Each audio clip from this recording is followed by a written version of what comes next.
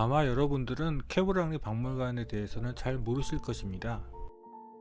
그리고 여기 전시된 오세아니아 아프리카 유물에 대해서도 여러분들이 그렇게 큰 관심이 있을 것 같지도 않고요.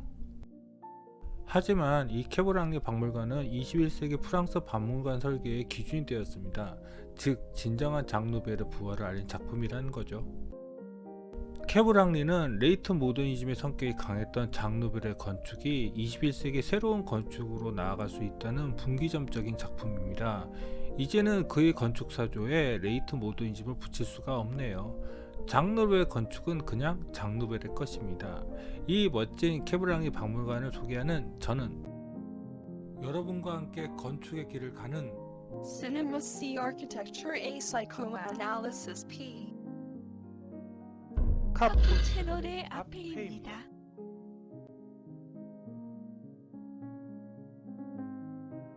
케브랑리는 파리의 서쪽에 있습니다. 즉 에펠탑 근처에 있다는 것입니다. 원래 계획보다 여기는 녹지 면적을 2배로 늘려서 케브랑리 박물관을 가보시면 마치 숲속에 있다는 느낌이 드실 것입니다. 자, 저기 보이는 게 바로 케브랑리 박물관입니다. 2022년 파리 여름 답사는 뚜벅이로 다녔습니다. 알마 마르소역에서 내려서 케브랑리 박물관까지 걸어서 한 10여 분 정도 걸렸던 것 같습니다. 그런데 너무 숲이 깊어서 바로 건물이 보이지 않아 찾는데 좀 걸렸습니다. 그런데 이 다리는 무척 인상적이더라고요. 바로 드발라 인도교였습니다. 원래 1900년 세계 박람회를 위해서 세운 다리라고 하네요. 그런데 이 다리가 냉전시대 때 동독 비밀 요원들의 비밀 직결지로 사용됐다고 합니다. 이렇게 멋진 다리에서요? 케브랑리 박물관의 북측은 뽕다시온 카르티에와 마찬가지로 거대한 유리 가로막이 이렇게 도로변을 가리고 있습니다. 드발라 인도교를 건너가면 바로 이렇게 케브랑리 박물관으로 들어가는 정면이 나옵니다. 그런데 정작 정문은 이쪽이 아니라 반대쪽 남쪽에 있네요. 그래서 저 북쪽 입구로 들어갈 때 좀 당황스러웠습니다. 더군다나 북측은 숲에 가려져 있어서 전체 정면 사진이 이 정도밖에는 나오지 않습니다. 그리고 케브랑리 박물관의 지상층은 가운데 부분이 이렇게 필로티가 되어 있어서 뻥 뚫려 있습니다. 그래서 그런지 정말 숲과 잘 어울리는 것 같긴 합니다. 이 단위 매스는 바로 전의 콘텐츠인 리우 미술관 M2가 생각나지 않으세요? 다만 M2는 흑색인데 여기는 원색에 가까운 컬러를 쓴 게 좀 다르네요.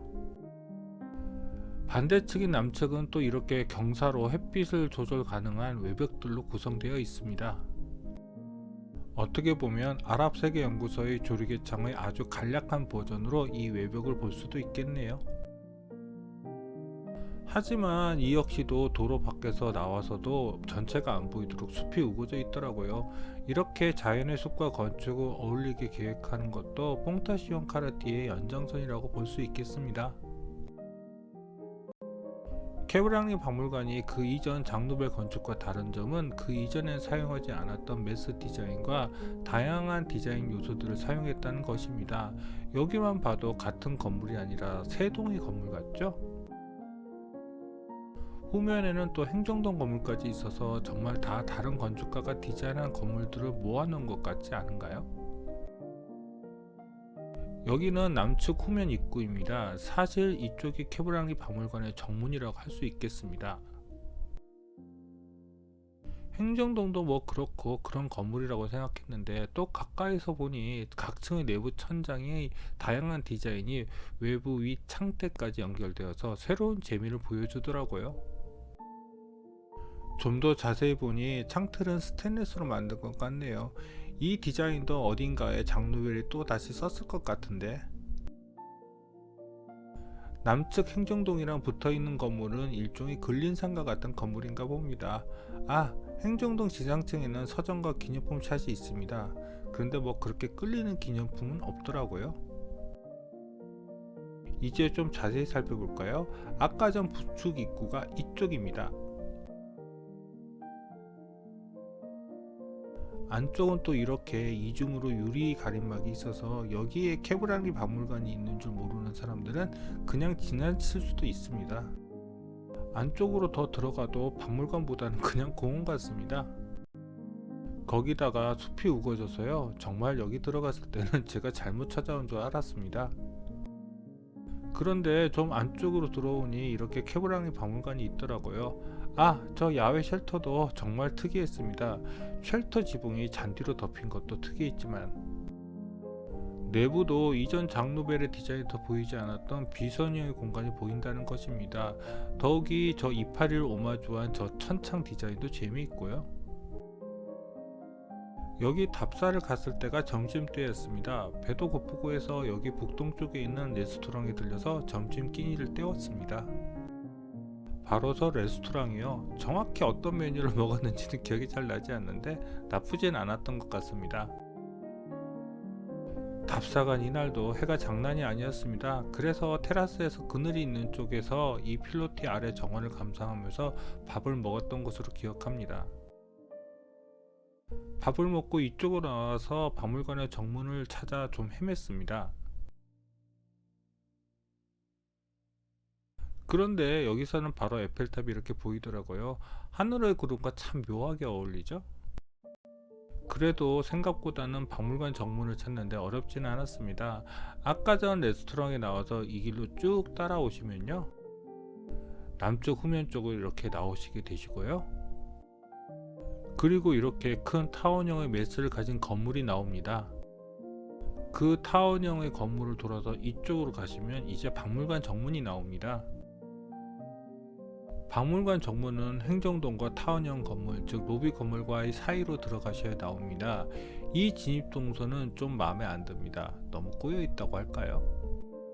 그런데 정말 이 타원형의 건물의 외부창도 매우 특이하더라고요. 실내에서는 이 창의 존재를 잘 못 느끼겠더라고요. 즉 채광보다는 디자인에 치중된 것이 아닌가 싶습니다. 드디어 정문이 이렇게 나오네요. 그런데 처음에는 이게 정문이 아니라 다른 쪽이 정문인 줄 알았습니다. 너무 전문성이 떨어져서요. 바로 옆에 있는 이 문이요, 그런데 이 문은 입구가 아니라 출구입니다. 박물관 관람을 다 끝나고 나오는 출구요. 하지만 이렇게 입구와 출구를 따로 둘 필요가 있겠습니까? 케브랑리 박물관도 입구에서 짐 검사를 하더라고요. 저 다리는 행정동이랑 케브랑리 박물관을 연결하는 다리입니다. 케브랑리 박물관은 이제 새로운 디자인으로 변화하려는 장누벨의 모든 시도가 다 담긴 작품인 것 같습니다. 그리고 새로운 디자인을 하는 데 있어서 자신감도 얻은 것 같고요. 이때부터 하나도 같은 디자인을 하지 않거든요. 정말 대단하지 않나요? 이제 내부로 들어가 볼까요?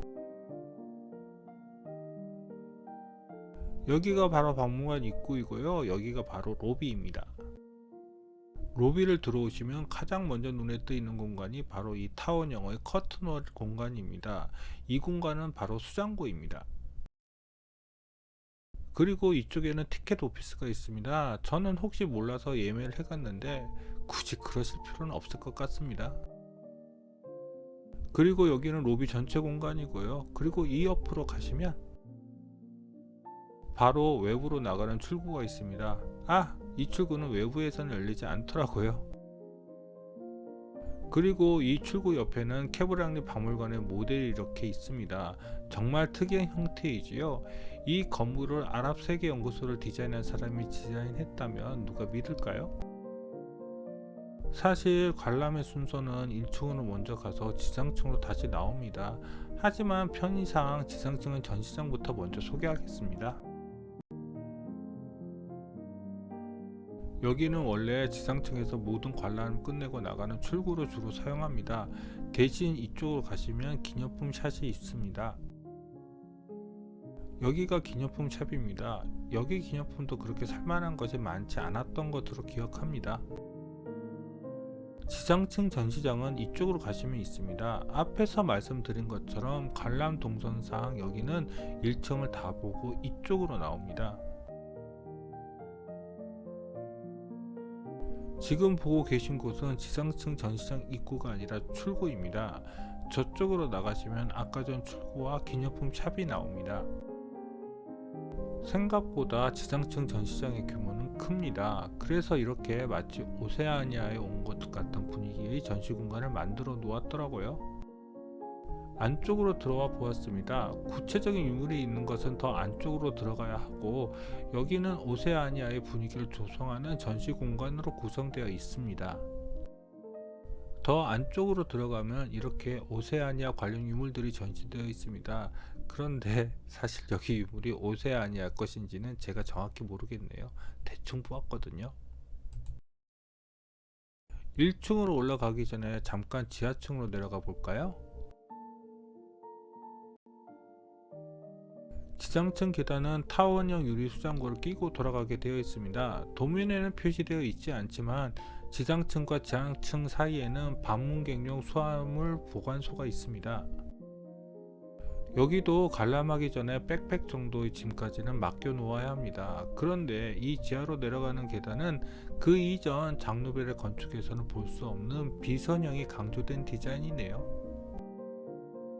이 비선형 계단을 내려오면서 또 이렇게 옆에 있는 타원형 유리 수장고를 볼 수 있어서 좋았습니다. 그런데 수장고가 그렇게 크지는 않더라고요. 최근 박물관 또는 미술관에는 수장고를 이렇게 투명하게 만들어서 관람객들이 감상할 수 있게 하는 게 트렌드더라고요. 이것보다 사진을 많이 찍어 놓았는데 역시 캐리어를 도둑맞아서 대부분을 잃어버렸네요. 지하층에는 오디토리움도 있더라고요. 물론 내부를 들어가 볼 수는 없었습니다. 궁금하긴 한데요. 이제 본격적으로 전시장을 살펴볼까요? 우선 전시장 입구는 이쪽 램프를 통해서 들어갑니다. 여기가 바로 전시장으로 들어가는 램프 입구입니다. 이 램프는 정말 인상적이더라고요. 미리 예매를 하시면 저 입구에서 그냥 QR코드만 제시하면 바로 입장이 가능합니다. 국내에서도 이렇게 하는지는 모르겠지만 예매표를 따로 발급하지 않아서 편했습니다. 사실 케브랑리 박물관 답사를 예정했을 때 이런 램프 공간이 있는지는 정말 몰랐습니다. 정보를 제대로 못 모아서 그런지 아니면 애초에 이런 정보가 부족한 것인지는 모르겠습니다. 이 비선형 램프는 단순히 타원형 유리 수장고만을 돌지 않고 이렇게 유선형이 이어져 있습니다. 그리고 여기서 지상층 전시장의 상부도 보여서 재미있었고요. 이 공간을 보니 장누벨 건축 언어가 바뀌고 있음을 알 수가 있겠더라고요. 그리고 저쪽으로 지상층 전시장이 보입니다. 바로 이렇게요. 사실 올라갈 때 저 공간을 보고 저기를 어떻게 가나 궁금했습니다. 특이하잖아요. 그런데 실제로 가보니 그렇게까지는 감동적이진 않았습니다. 램프 공간에는 이렇게 계속 멀티미디어 작품이 램프 바닥을 따라 전시되어 있더라고요. 이렇게 공간과 멀티미디어 작품이 결합되는 공간 디자인은 이후 장누벨의 박물관 공간 디자인에 적용됩니다. 이 멀티미디어의 작품명은 더 리보이더군요. 이런 비선형 공간과 참 잘 어울리는 작품이라고 생각합니다. 그리고 램프 중간에는 이렇게 잠깐 앉아서 쉴 수 있는 접는 의자가 또 있더라고요. 램프 공간이 끝나면 이렇게 1층 전체적으로 나갈 수 있는 긴 램프 공간이 나옵니다. 바로 이 램프 공간이요. 그런데 아까 전 비선형 램프에 비하면 좀 초라해 보이긴 합니다. 여기도 멀티미디어로 채웠으면 어땠을까 하네요. 램프의 출구가 바로 여기입니다. 정말 자연스럽게 이렇게 공간이 이어지는 것도 재미있더라고요. 램프 출구 주변은 이렇게 마치 자연의 동굴이나 해변가 절벽과 같은 공간들을 만들어 놓았습니다. 그런데 이 공간들은 또 이렇게 벤치 공간을 만들어서 앉아서 쉴 수 있도록 만들어 놓았네요. 하지만 장누벨은 이런 공간을 허투루 쓰지 않았네요. 이렇게 멀티미디어를 설치해서 또 활용하고 있습니다. 그리고 이렇게 이 벽에 간단한 전시 설명 같은 것도 만들어 놓았네요. 하지만 생각보다는 재료가 마음에 들지 않았습니다. 또 이렇게 바닥에도 유물을 전시해 놓았는데 이 전시는 인지가 그렇게 잘 되는 편은 아닙니다. 이제 전체 전시장 한번 살펴볼까요? 그런데 이 넓은 전시장이 꽉 차 있어서 좀 정신이 없습니다. 여기에는 비선형의 동선 사이에 이렇게 유물들을 배치해서 그 동전 흐름에 따라가면 중요한 유물들을 놓치지 않도록 하려고 했습니다. 그런데 의외로 유물들이 많아서 이렇게 여유있게 배치를 하기가 힘들어진 것 같습니다. 그냥 이 정도 간격으로 전시되었으면 더 좋았을 텐데요. 그리고 양쪽의 다른 스타일의 창들이 있는 것도 좀 문제가 있는 것 같습니다. 우선 북쪽에는 리온 뮤지엄 M2와 마찬가지로 단위 매스 공간을 이렇게 배치해 놓았는데요. 이와 같은 전시 방법은 굉장히 마음에 들었습니다. 단위 공간 전시 매스 공간은 다양한 유물들을 전시하면서도 통일성을 가져올 수 있는 좋은 방법인 것 같습니다. 물론 이런 단위 공간 매스 전시는 의외로 관람객의 다리를 아프게 만드는 면이 있습니다. 하지만 이런 단위 공간 매스만으로는 여기 수많은 제3세계 유물들 다 전시하기에는 한계가 있었습니다. 그래서 여기는 공간을 꽉꽉 채워서 이런 전근대적인 방식으로 전시를 하고 있습니다. 그런데 이런 전시들은 관람객들에게 여유있게 전시물들을 관람할 수 있는 시간과 공간을 주지 못하는 것 같습니다. 즉 너무 전시된 유물이 많다는 것입니다. 그런 부족한 공간을 더하기 위해 쾌브랑리 박물관 1층은 이렇게 중층 공간을 사용하고 있습니다. 여기는 중앙에 있는 중층 공간이고 그 위로 올라가는 계단입니다. 여기가 바로 중앙 중층 공간입니다. 그런데 의외로 여기 중층 공간은 그렇게 전시 공간이 넓지가 못합니다.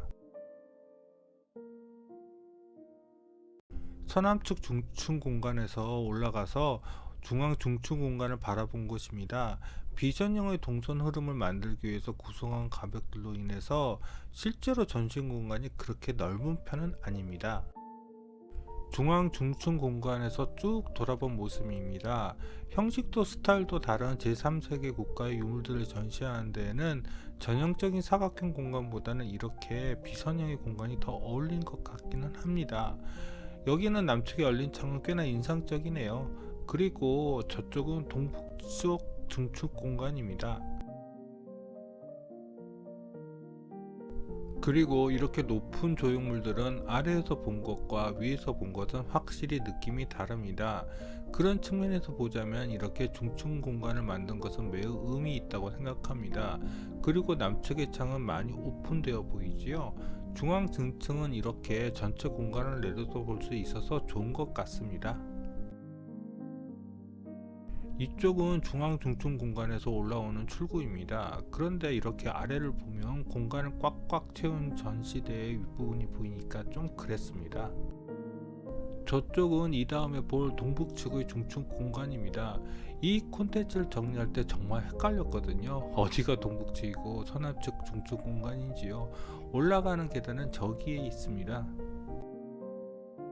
바로 이 계단이요. 원래 찍어 놓은 사진들이 있었으면 훨씬 더 파악하기 쉬웠을 텐데요. 좀 아깝네요. 여기가 바로 동북측 중층으로 올라가는 계단입니다. 그리고 올라가면 이런 모습이 눈에 들어옵니다. 아래층의 모질한 전시 공간을 보충하는 역할을 바로 이 동북측 중층 공간이 하는 것 같습니다. 그러다 보니 위에 공간적인 여유가 거의 없습니다. 그래서 여기 전시는 왠지 아랍 세계연구소의 전시를 연상시킵니다. 즉 마치 임시로 만든 전시장 같다는 것이죠.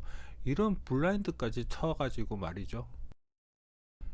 그리고 유물 전시대 뒤쪽에도 저렇게 블라인드를 쳐서 햇빛으로부터 유물을 지키려고 합니다. 좀 없어 보이지 않나요? 이제 마지막으로 서남측 중층 공간으로 올라가 볼까요?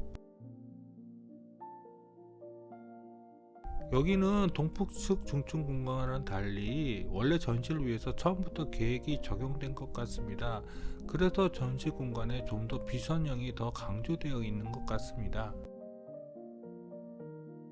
서남측 중층 공간은 시원시원하지요. 어떻게 보자면 쾌브랑리 박물관에서 장 노벨이 추구했던 전시 공간이 이런 게 아닌가 싶습니다.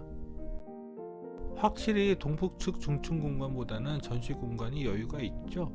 그리고 각 유물에 맞게 이렇게 곡선형 유리 전시대를 쓴 것도 정말 인상적이었습니다. 만일 1층 전시장도 이렇게 전시 공간을 여유있게 쓰면 비선형의 전시 공간이 더 돋보였을 텐데요. 왜 이렇게 하지 못했을까요? 대신 이 공간들은 너무 여유가 있어서 대부분의 관람객들이 여기 소파에 앉아서 오래들 쉬더라고요. 어떻게 이렇게 중간이 없을까요? 그렇게 전시 디자인이 앞서 있는 프랑스가요. 마지막으로 이 공간을 한번 볼까요? 이 중간에는 작은 다리가 있습니다. 그 다리를 건너다 보면 저렇게 유리 수장고가 보입니다. 그리고 그 반대편에는 전시장 전체가 보이고요. 그런데 이 다리의 공간감은 잘 모르겠습니다. 여기까지가 케브랑리 박물관입니다.